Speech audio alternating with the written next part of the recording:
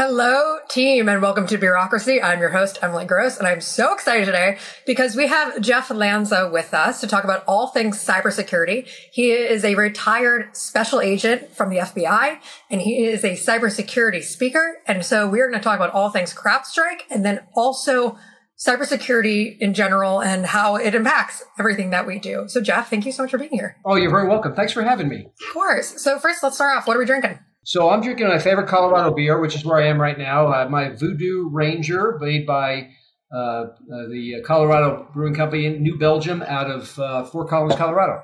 Awesome. And I'm drinking a watermelon wheat ale from Talea, which is a woman-owned beer company based in Brooklyn. It's great. So cheers. Cheers to you. Thanks for having me on. Yeah, so excited.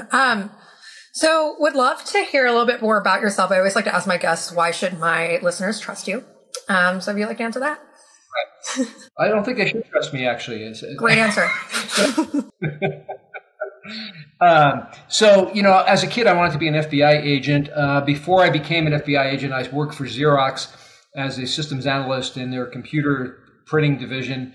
And that gave me the background to get into the FBI, be recruited by the FBI, where I spent 20 years involved in white-collar crime. Wow. That doesn't sound right. I investigated white-collar crime. I wasn't involved in white-collar crime myself, but cybercrime is one type of white-collar crime that we spend a lot of time on in the FBI.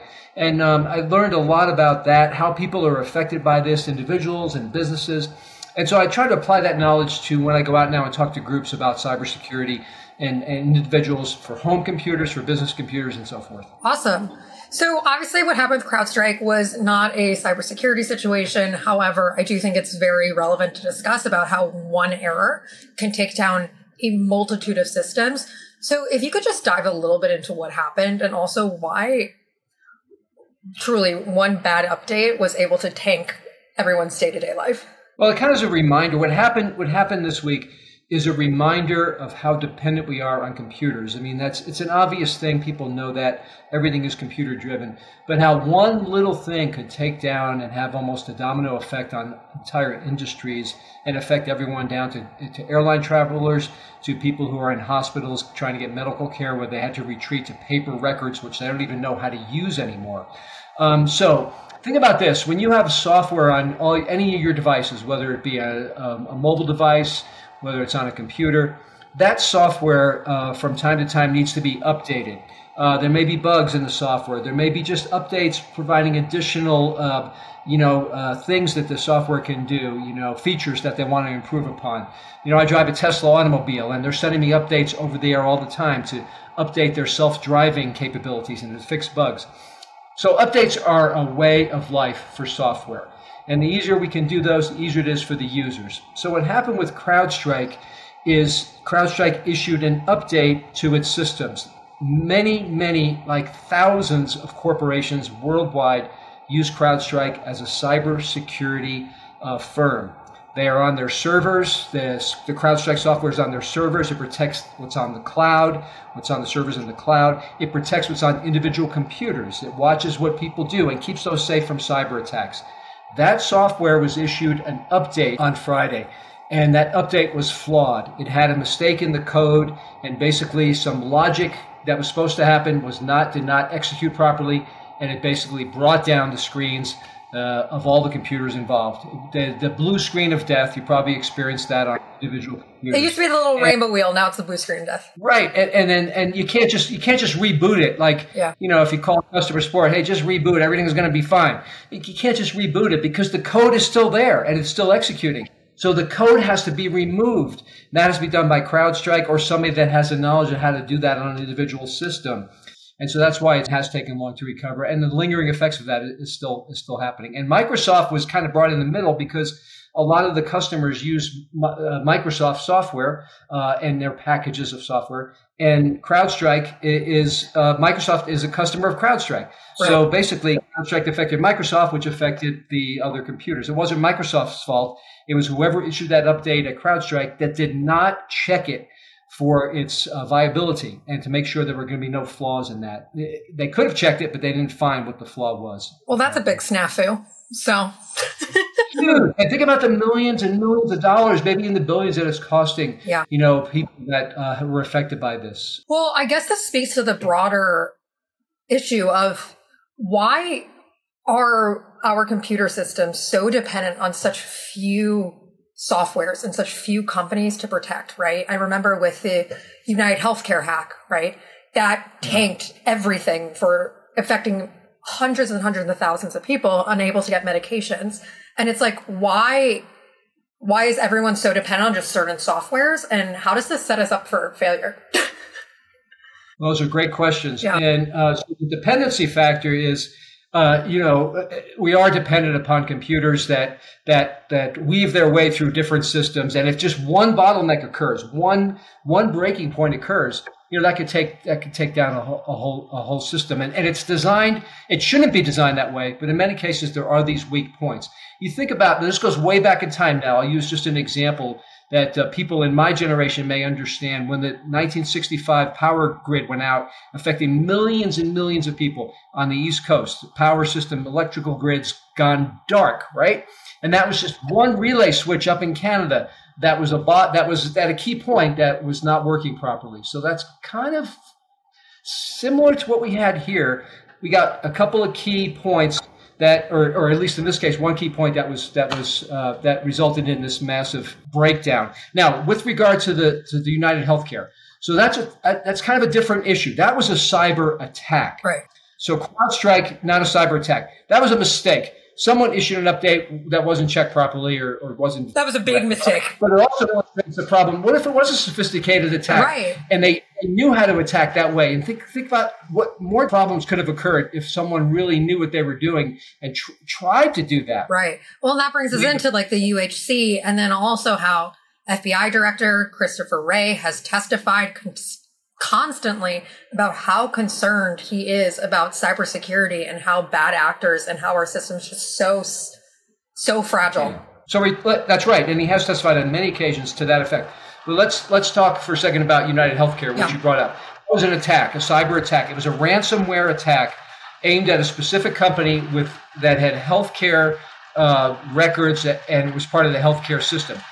The ransomware attacks, they take down computers, they ask for ransom payments to unlock those computers based on removing the malware. They remove the malware, we'll fix it for you, we'll give you the key to unlock it that we've created, the locking mechanism, we'll fix it for you with the payment.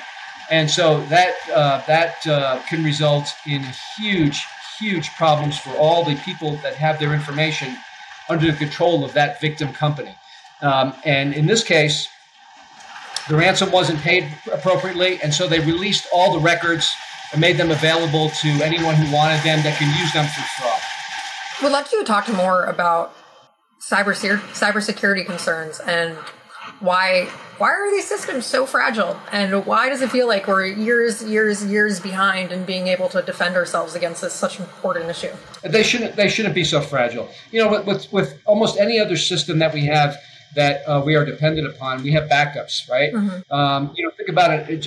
Airlines were affected by this CrowdStrike attack, but they're affected at the ground level, right? Where people were buying tickets and people trying to get on airplanes and the control of those planes and so forth. But the planes in the air, if there's a problem with a computer on an airplane, there's numerous backups for that, right? And you got to have that because, you don't want one fault to take down a system. But apparently there wasn't enough backups built in here, or someone thought, hey, if someone's going to issue an update, they're going to make sure it's vetted for accuracy before it's sent out. So maybe the backups weren't, thought of as a way. Well, that was a stupid assumption. Stupid assumptions cause a lot of issues, and right. So it's important to proofread. Yeah. So I was going to say so we'll recover from this, right? Right. People have their lives affected and have had their lives affected.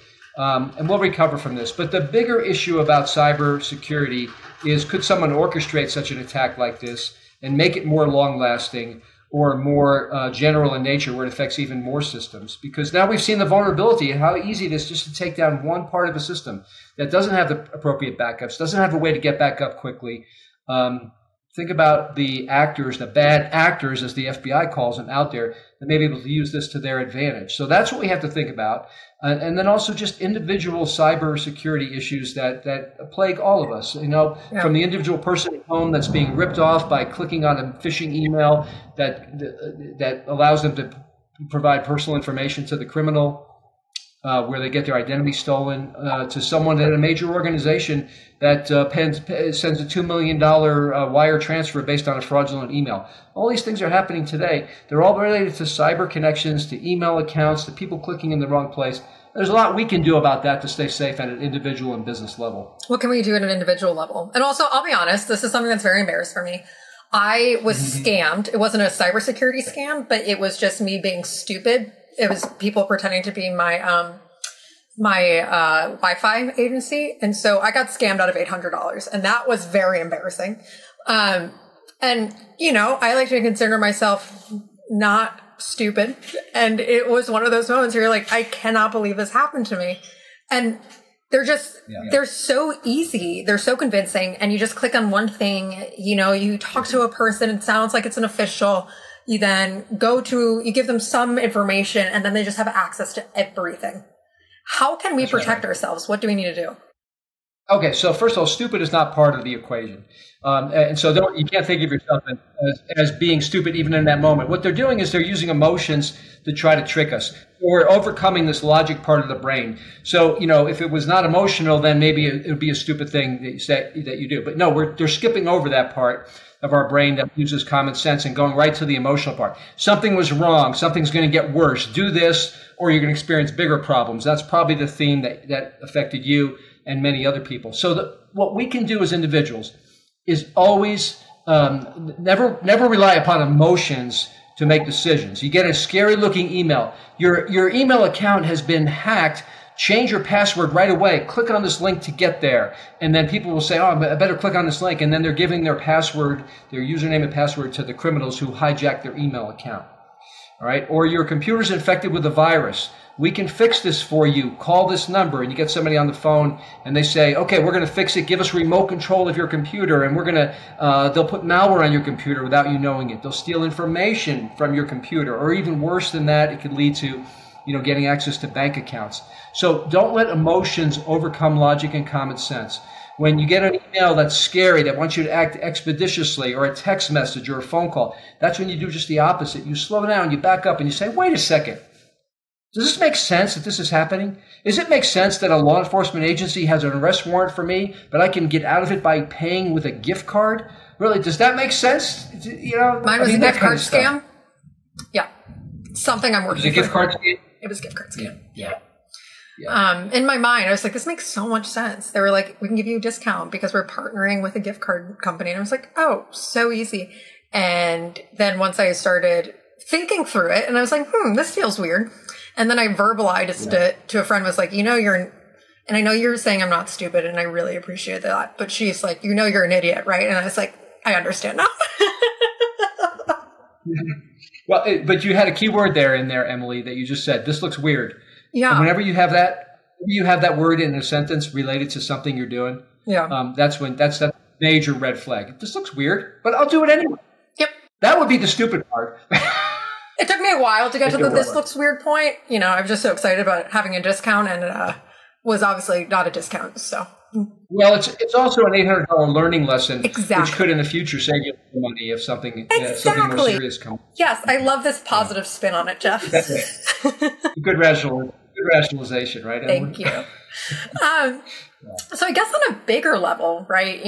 It's very easy to be scammed as an individual. Do you think it's not going to happen? It can happen, right? They're playing on these emotions. With your experience having worked in the FBI as a special agent, what are your biggest concerns at a bigger level? And how do we protect ourselves? Right. So my bigger concern is that they're taking advantage of the most vulnerable people in our society from a personal level. Now, I'm talking about families that have accumulated wealth throughout their lifetime, and now they're trying to enjoy a retirement. And all of a sudden, a spouse dies, and the criminals are looking at obituaries, and they're trying to contact a widow or a widower, and then developing these relationships with them, and eventually asking for money. And I'm very concerned on a personal level for those individuals that are losing sometimes life savings to people who are scamming them. The other major concern is this outflow of money to foreign entities that are involved in these breaches. And not all of them are foreign individuals, but most of the cybersecurity hacks, the tricks, the email accounts and bank accounts that are taken over are coming from people in foreign countries, and that money is then going to them, and that's a major outflow of cash from our economy. Not to mention economic espionage, stealing corporate secrets from our businesses, which is, the FBI has said this on many occasions, that is one of the biggest outflows of our national knowledge is occurring through cyber attacks and spying through cyber methods. And so we're losing technology as well, and that relates to our economy. So those are some of the concerns from a microscopic level, from an individual person, a grandmother or grandfather who's lost their life savings, to our economy that's being affected by cyber breaches and cyber tricks. What you know now, and then also what you worked on, what foreign entities are the kind of biggest threats? I know Russia, Iran, and China is thrown around. Is there anything else? What are your thoughts on that? You named them. The one that you didn't name was North Korea. Oh. Those are considered the biggest, the countries that are the biggest threats: Russia, China, North Korea, Iran, and other countries as well. But those are the big ones. And here's the deal, Emily. Let's say certainly, for example, someone committing a cyber attack against a U.S. citizen, that's not even considered a crime in Russia. So certainly those people who have been identified by the FBI in many cases, they're on the FBI's most wanted list right now for cyber criminals. They're not going to be extradited to the U.S. to face charges, right? So there's not going to be any justice. There's no consequences. There's no deterrence. And because there's none of those things, traditional justice systems don't work. So they're basically doing these things without any retribution or any fear of being caught. And so what's stopping them from continuing to do them? So we're seeing people in countries like that. So, and also, here's people that are working for the government. Some of these people on the FBI's wanted list for cyber criminals are in uniform. You'll see the pictures in uniform. So they're working for North Korea. They're working for their countries, for China. And they're doing what's directed to them, what they're being directed to do by their government. And then maybe at night they go home and they use those same techniques that they've learned from their government agencies, how to hack, and they use that to steal credit card information or to get commit other types of financial scams against us as well. And all those wanted lists, if you look at the wanted posters on the FBI website, you can read exactly that. They're exfiltrating data, stealing sensitive information, defacing websites, kind of a minor thing compared to what else they can do, but also stealing social security numbers and opening up accounts in our name and rigging ATM machines to deliver money to someone that they use, some person they use in the U.S. to get money without any controls on how much money comes out. They can do that over and over and over again until they drain accounts that way. So all of these things are occurring. And I'll give you one specific example. Yeah. So I get this email. It looks like it's coming from PayPal. And I look in the email and I hover. I didn't hover with a mouse like you would on a computer because it's on my phone. I press and hold. You press and hold on the link, and that gives you the preview. And I saw there's a dot and two letters in that email address, not PayPal's email address, not email address, but website. So I see a .AC, and that AC stands for the Ascension Island. So somebody in the Ascension Island, which is in the middle of the Atlantic Ocean, only 800 people live there. It's 1,000 miles from a major continent. Yet one person on that island is trying to steal my PayPal credentials with a phishing email like this, but thinking I would go to the site and provide my fake, my email credentials on this fake site. So crime can range from that or much more serious crimes than that, taking out entire networks, electronic networks, and power grids of countries. And we've seen that happen as well. So in theory, thankfully, it appears that it has not happened yet. If a bad actor were to target our electrical grid, which is, I know, something that has been discussed and is a grave concern, what would happen? Okay. So that's, we talked a while about backups, right? So we would hope, I'm not an expert in power grids or financial grids or air transportation, systems and backups. But I can tell you there's got to be backups for that. So suppose someone did hit a key point and take out a relay switch that affected, a certain number of customers of an electrical utility. you'd hope that that would be put up right away. They'd realize that they'd fix it. A backup would go and work in place until they got the fix. But I'm not sure that could happen Right. on all occasions. But you got to count on the backups. You got to count on that the professionals are protecting these important infrastructures in a way that will keep us safe. But now this goes back a couple of years when we were kind of still meeting with Russia, but President Biden had met with Putin, a few years back, and he basically asked Putin. He said, "You shouldn't be attacking our critical infrastructures." Well, why limit it to that? Why should they be attacking us at all? Would be the question I would ask. Right. What would be the goal of attacking the power grid? What would a bad actor be trying? I mean, obviously it would suck and like people would be out power for a certain amount of time, but is there part of a bigger picture that you think they'd be trying to do? Well, disruption of our economy, disruption of basically a first step in a major cyber attack that may take out financial systems and other systems as well. Maybe for ransom payments, maybe just to as an act of aggression, as a potential act of war. I just wanted to mess with us.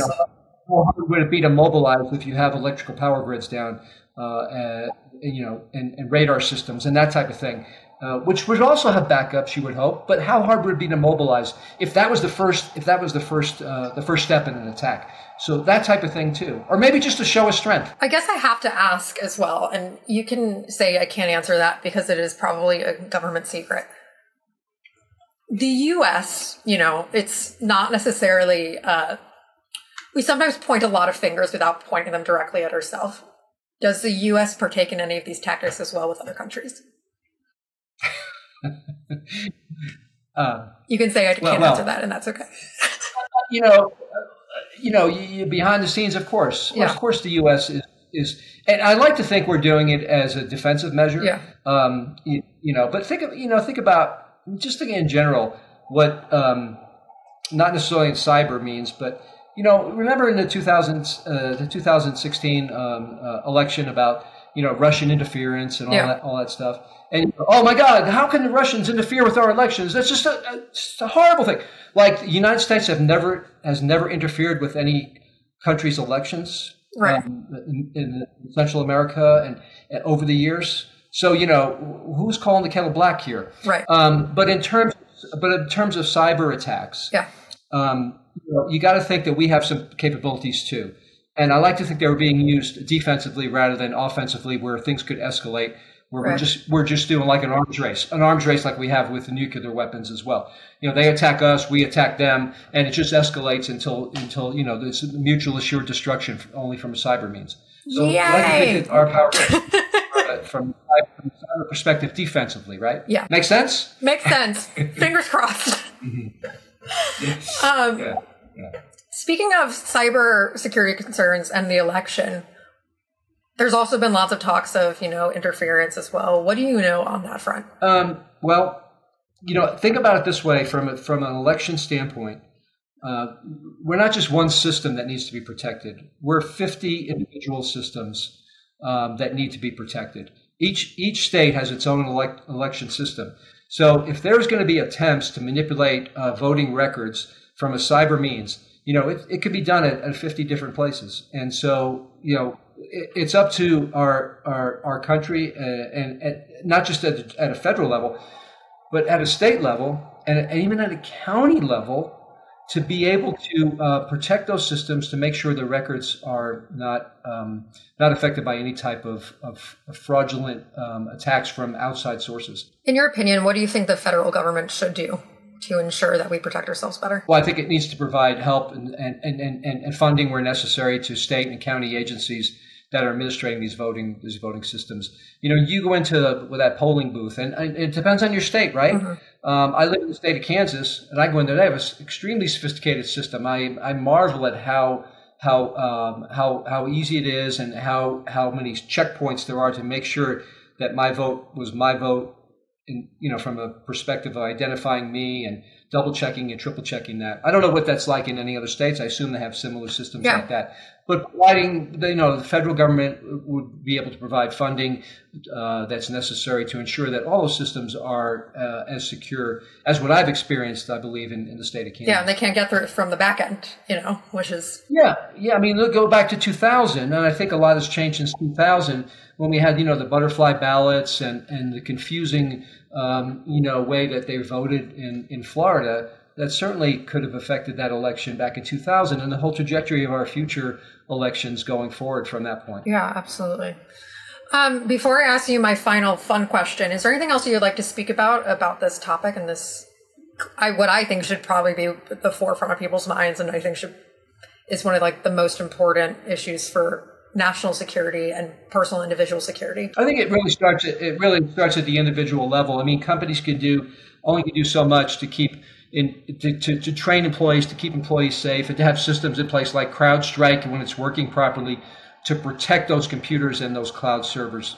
But it's up to the individual employee, right? There's weak links in the chain always. Yeah. So you have an individual employee that may click on a phishing email that's gotten through the antivirus software, or the screening systems that company may have, and that could download malware that get on an entire network and cause a ransomware attack to occur. That could affect millions and millions of people and cost the company, billions of dollars.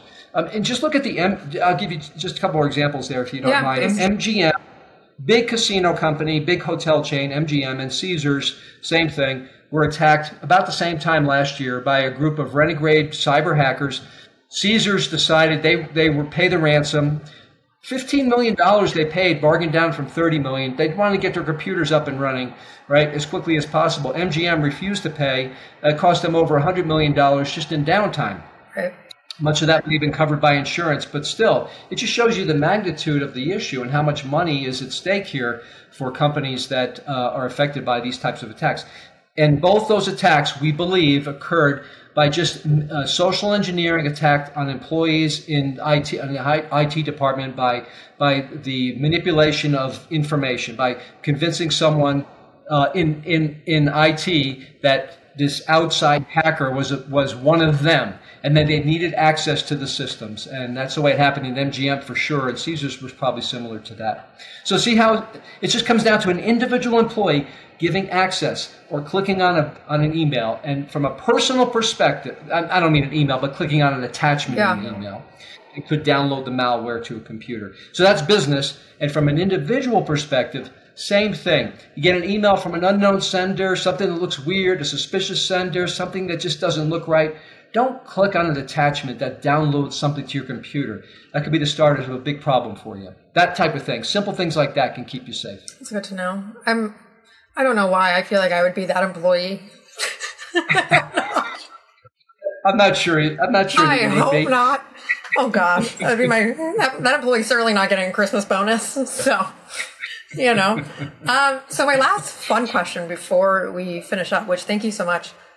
You spent 20 years in the FBI. What's the craziest case you saw? So there's been a lot of crazy cases, but some of them are kind of too sad to even talk about, that I didn't even want to talk about. But we did have a nice story where we rescued a baby that had been kidnapped from a hospital in Kansas City. Wow. A newborn baby, 8 hours after childbirth, just taken from the mother's room, and we were able to get that baby back within just a few hours with the hard work of FBI agents in the Kansas City area, and returning that to its mother. So that's a nice, happy story. That's a great, happy story. We got together with that baby a year after that happened, and then later on, we met with the baby, the child. Then, just to get together again. So good, happy story. But to think that could happen in today's environment, with the security at hospitals, this happened a few years ago. But that was a weird case, but it had a happy ending, and that's the one I like to talk about more than some of the things that have happened that you just don't want to even think about sometimes. Yeah, happy is good. We love a happy ending. World can suck sometimes. We support the good stories. Jeff, thank you so much, and I'm your host, Emily Gross. We'll be back next week.